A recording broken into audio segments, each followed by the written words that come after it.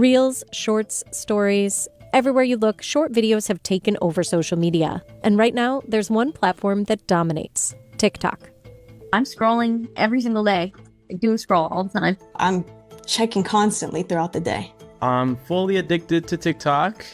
I spend a lot of time on the app, and I think it's because they're so good at giving you content that directly matches what you're interested in. TikTok is the center of the internet for young people. It's where they go to be entertained. It's where they go to keep up with the news. It's where they go to find out about trends. They go to search for things and shop, and the list goes on. Since 2016, TikTok has grown to over 1.12 billion monthly active users worldwide.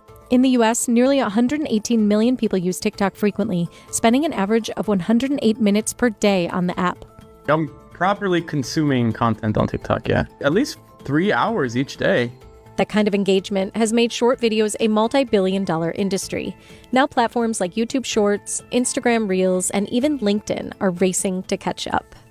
Short form video, that's kind of like the bite-sized version of video, what's consumable when you're looking at your phone, maybe you're waiting in line to grab some food somewhere or something. It just seems to be the right format for video in social media.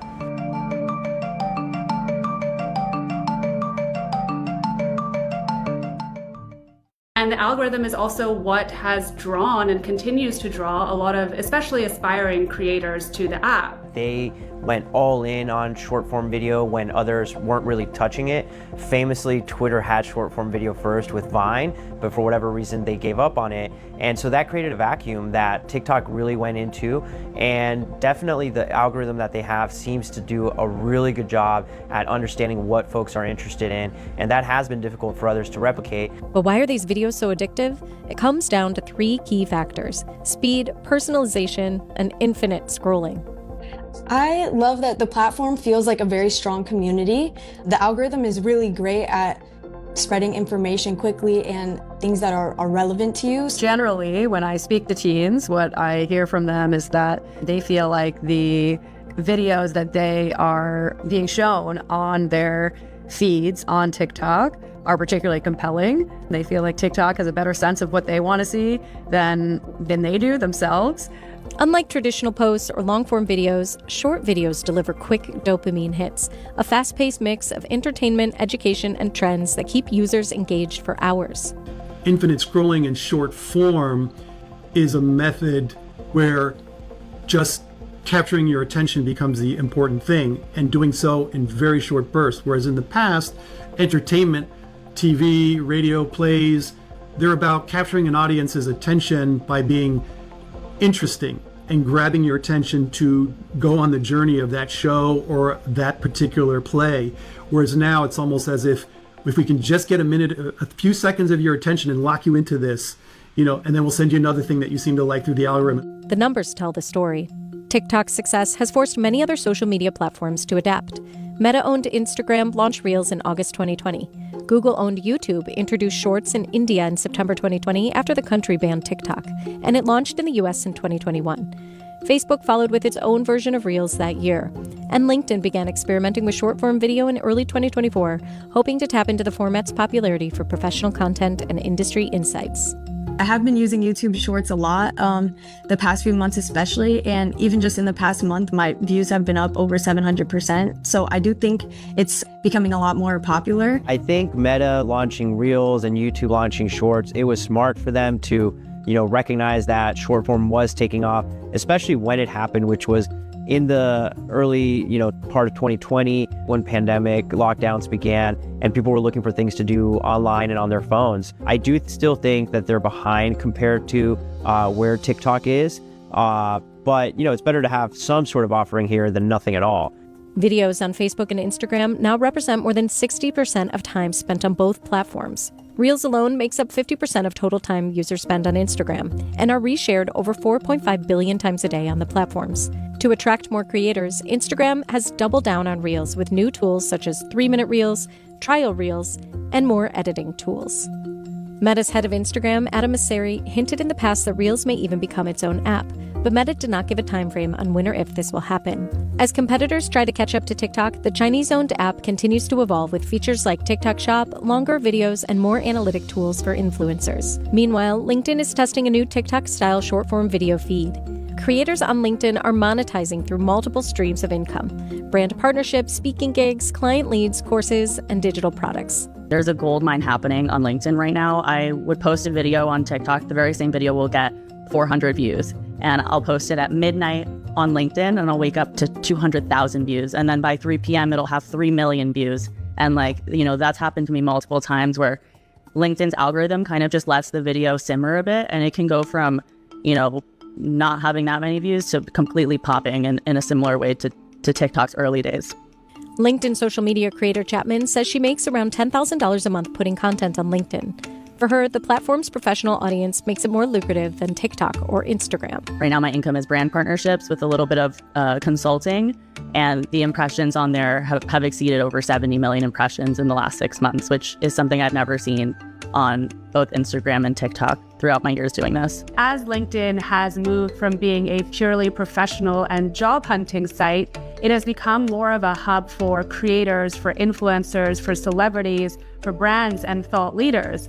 We've also seen a shift to more personal content, and a lot of that has been driven by creators joining the platform and posting short videos. So LinkedIn rolling out a short video feed is really an example of them catering to these behaviors that are already happening on the platform.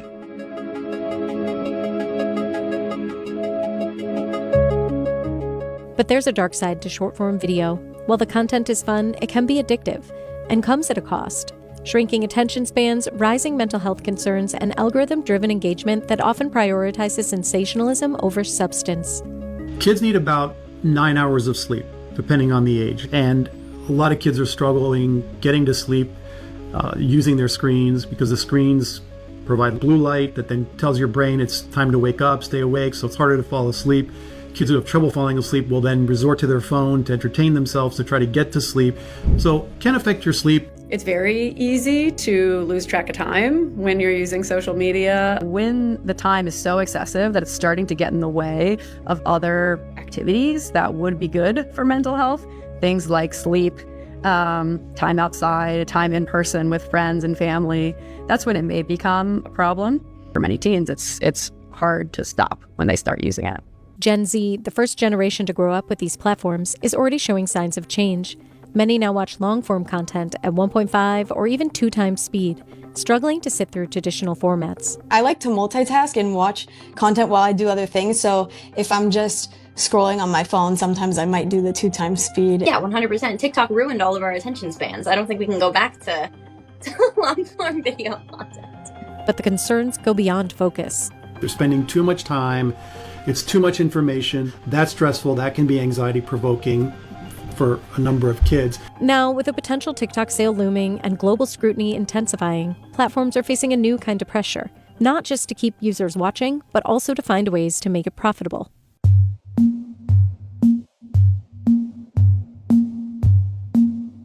Despite massive engagement, monetizing short-form video is tough. A few years ago, the majority of my income did come from TikTok. Now, virtually, it's nothing. It's like pocket change, kind of. Same thing with Instagram. I don't make money over there as of right now. Unlike long-form content, where platforms can insert multiple ads, short videos offer limited ad space. That means lower revenue per view, and creators are feeling it. Short video ads tend to be placed in between videos, so they're really easy for users to skip, which is one of the reasons actually that we have seen platforms prioritizing longer form video because it gives them more opportunities to place ads. Most platforms, with the exception of YouTube and now Snapchat, also don't share ad revenue from short form videos with creators, partially because it is harder to attribute an ad view to a short video than it is a long form video when those ads are placed directly in the content. In 2024, TikTok made an estimated $23.6 billion in ad revenue, but most creators earn only a few dollars per million views. YouTube Shorts introduced ad revenue sharing, but at about 4 cents per 1,000 views, it's far lower than what long-form YouTube videos generate. Creators are very frustrated. Technically, it is easier than ever to go viral, to build an audience, and to start a business. But in practice, what a lot of creators are finding is that the days of true virality are ending as our social media usage has just become so much more fragmented. And building a sustainable business is incredibly hard work, and there's a lot of competition out there. Viral success doesn't necessarily translate to sustainable businesses. Creators are experimenting with new ways to make money.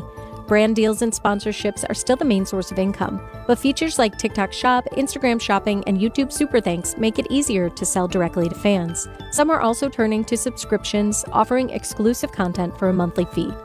This year, we expect creators to generate just over $10 billion from brand deals on social media, but their individual earnings will vary significantly based on a lot of different factors like which platforms they're on, how many platforms are included in the deal, follower counts, content formats, and the type of partnership. I think if you're a company like Meta or Google, the revenue might not be there simply because it's the newer format and you're already doing advertisements against your existing format. So as you introduce a new product, essentially, you really got to get advertisers to learn the new offering, figure out how to do it, but then at the same time, you're cannibalizing your other offerings, right? So there's a transition period. Meta, they talk about this a lot, and they've gone through these cycles at various times in their history. When TikTok faced a potential ban in the US, competitors quickly seized the moment. We saw some of this already during the brief shutdown in January when there were creators taking to Instagram and a surge in engagement on both Shorts and Reels. Meta and YouTube would bring in about 50% of all reallocated TikTok ad dollars in the US if TikTok were to be banned this year. Even with these numbers, short-form video revenue still lags behind long-form content. I would say that it's tougher to earn money if you're creating content that's under a minute now, because YouTube rewards, long form videos. They still reward for shorts, obviously, but the most money to be made on YouTube is with longer videos. And now it's the same case with TikTok. With ad limitations, shifting algorithms, and growing scrutiny from lawmakers, the future of short videos is still uncertain. Platforms are betting on e-commerce and AI-driven recommendations to stay ahead. But as engagement skyrockets and attention spans shrink, one question remains. Is short-form video evolving social media or just reshaping how we consume content, for better or worse? So it certainly feels like, at least anecdotally, it does feel like it's affected people's attention span. In many ways, it's like Pandora's box and it's been opened. You can't, exactly put it back in, right? So this is where we're at. And a lot of people love, social media. And this is just kind of like the format of choice at the moment.